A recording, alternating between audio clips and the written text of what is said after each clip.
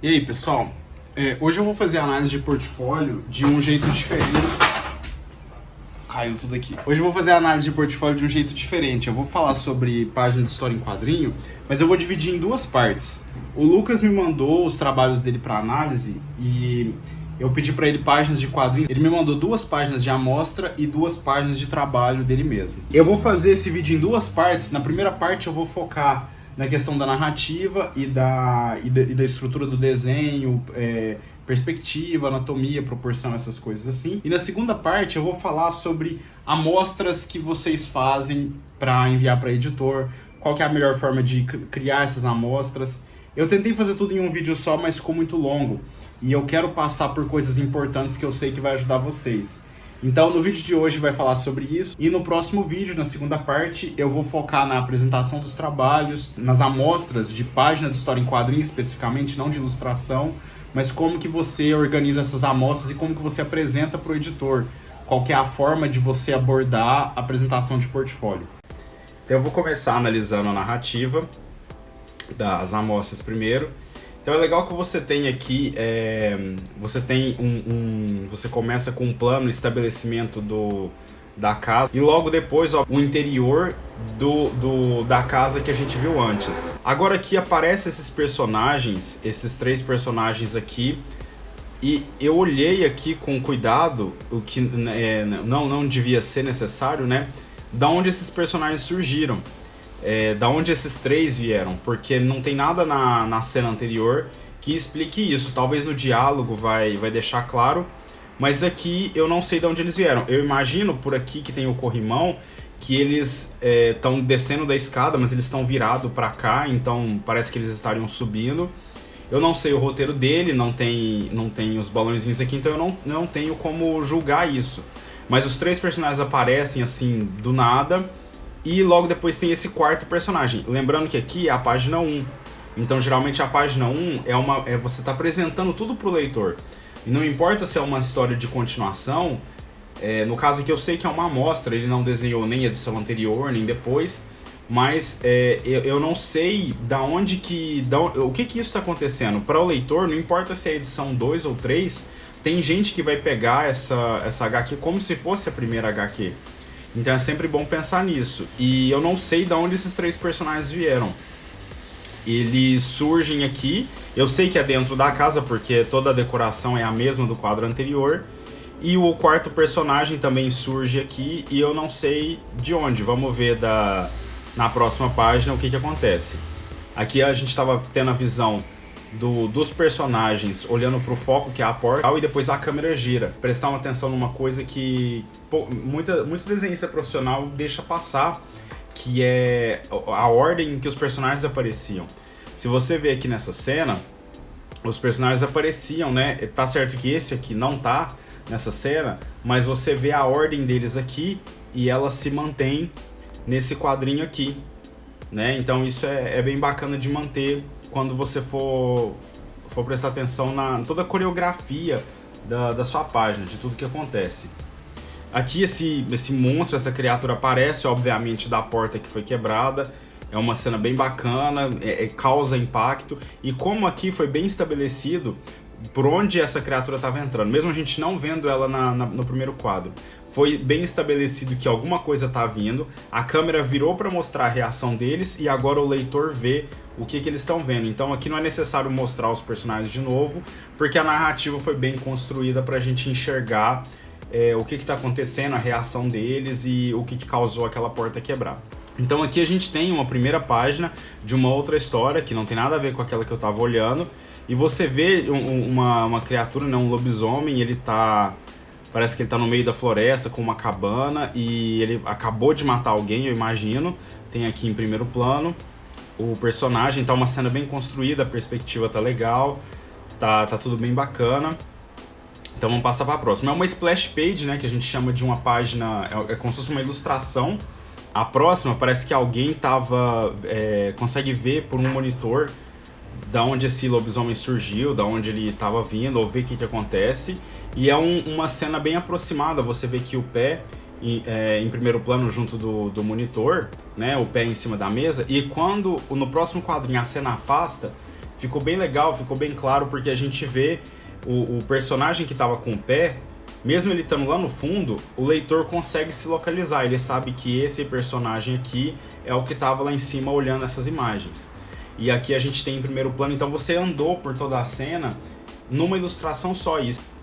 Então, apesar de ter tido toda essa narrativa bem montada aqui, o que me incomoda é quando você tem toda essa leitura aqui, esses pés que te direcionam para cá pro personagem, você tem esse personagem aqui invadindo o quadrinho e isso interrompe a leitura de passar para esse quadro. Você meio que mata esse quadrinho aqui, que já não tem nada de muito empolgante acontecendo. Então, se você pega esse personagem só para poder desenhar ele maior e mesmo que o que ele esteja falando tenha um foco importante para a história, você inutiliza todo aquele quadro anterior, você mata porque você está direcionando e passa para cá. Então, tira toda a importância, tira tudo que esse quadrinho aqui poderia representar e acrescentar para a história. Então agora eu vou falar sobre a parte mais técnica, eu vou falar da perspectiva do desenho, né? As partes mais técnicas da página mesmo.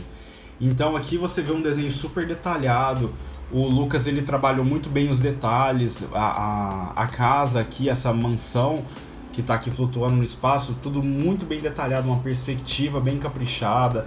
Você vê que gastou um bom tempo trabalhando nisso. A mesma coisa quando a gente tem a cena interna da história. É muito capricho, muita precisão e isso só acrescenta para a história, como eu falei antes. O desenho, a estrutura dos personagens, vocês podem reparar a expressão deles, o rosto. O que me incomoda nesse quadrinho aqui, eu tracei aqui antes a linha do horizonte dessa cena dele.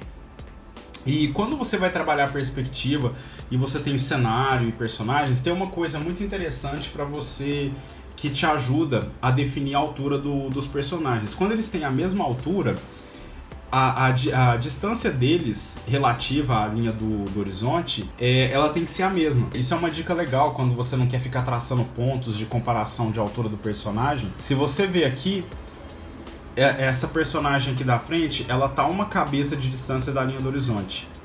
Esse personagem aqui, ele tá uma cabeça e meia de distância da linha do horizonte, e esse aqui tá um quarto, um terço da cabeça da linha do horizonte.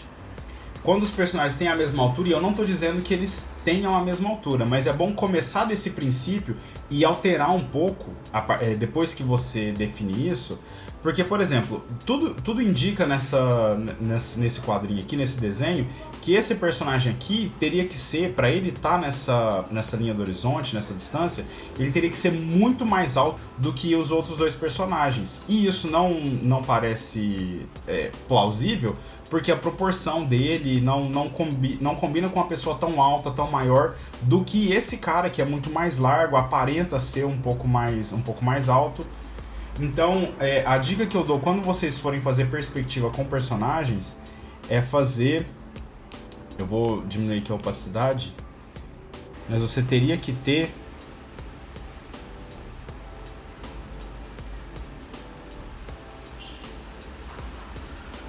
Vamos colocar aqui uma cabeça que vai ficar... Não tem que mudar tanto dos outros personagens.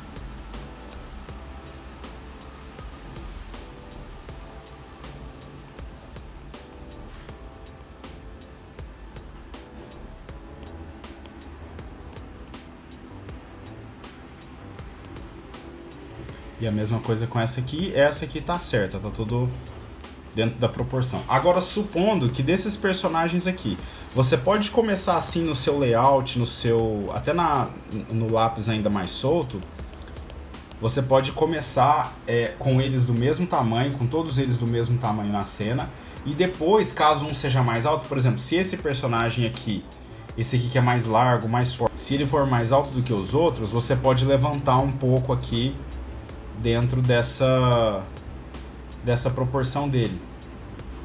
Só dele estar mais perto da linha do horizonte já vai ser claro para mostrar que ele é mais alto do que os outros. Se essa personagem, por exemplo, se essa mulher aqui em primeiro plano, se ela for menor do que eles, você pode afastar ela mais da linha do horizonte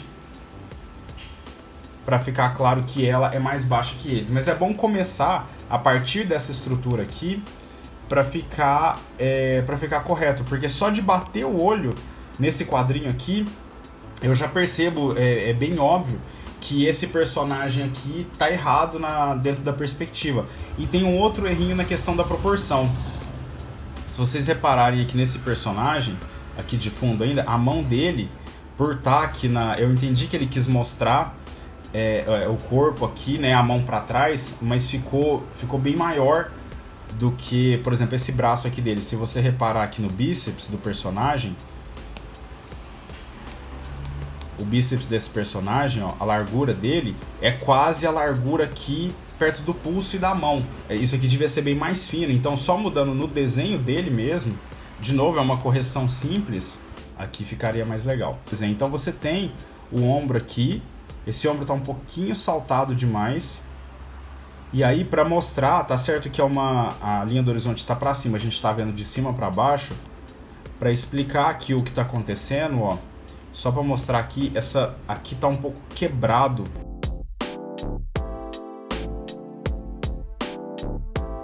E aí para fazer esse braço aqui, é legal imaginar, ou se ele for mais para cá, já por causa do ângulo, né, mostrar um pouquinho do bíceps. Aqui assim, acho que ficaria mais legal.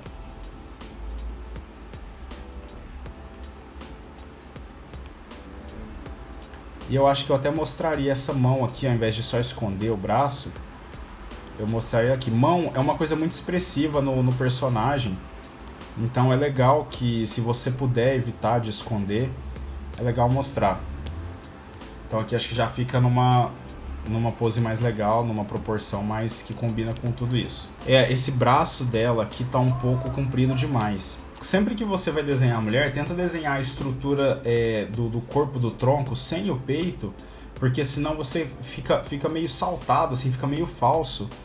Muitas vezes, assim, desenhista de quadrinho é complicado desenhar a mulher, mas é bom desenhar toda a estrutura, o torso, sem o peito, para que fique mais fácil de ficar mais realista, né? Uma pose mais natural. Aqui você tem a clavícula e o músculo aqui do pescoço, que vai até atrás aqui da orelha. E aí desenha a estrutura do corpo da mulher sem o peito. Você vê que ela tá bem comprida aqui, ó, pro tamanho da cabeça dela. Aqui podia ser mais... a perna mais pra cá. E mesmo ela sendo magra, ó, aqui ela tá bem magrinha aqui, falta espaço pros órgãos. Vamos fazer uma... ó, a mão em relação ao tamanho da cabeça dela tá bem grandona. Vamos fazer uma mão um pouquinho menor. E esse braço aqui é a mesma coisa. Se o ombro dela tá aqui, né, esse braço vai terminar aqui bem antes. A mão tá bonita, o desenho só tá um pouquinho comprido demais. E aí, tendo feito isso, ó, essa parte aqui da silhueta que ele quis fazer pra marcar aqui, olha só o tanto que tá bem fininho no desenho. Tá fininho demais. Então, eu faria só uma marcação bem de leve aqui, só para não perder a silhueta. E aí o peito, você pega da parte aqui da caixa torácica, só aumenta o peito, ele sai daqui dessa parte aqui do ombro e aumentaria um pouco. Não gosto de desenhar muito exagerado porque fica muito falso. Então aqui já fica uma proporção melhor. Eu vou mostrar a foto sem ser pela câmera do vídeo, né? Porque o vídeo, como a câmera está inclinada, distorce um pouquinho.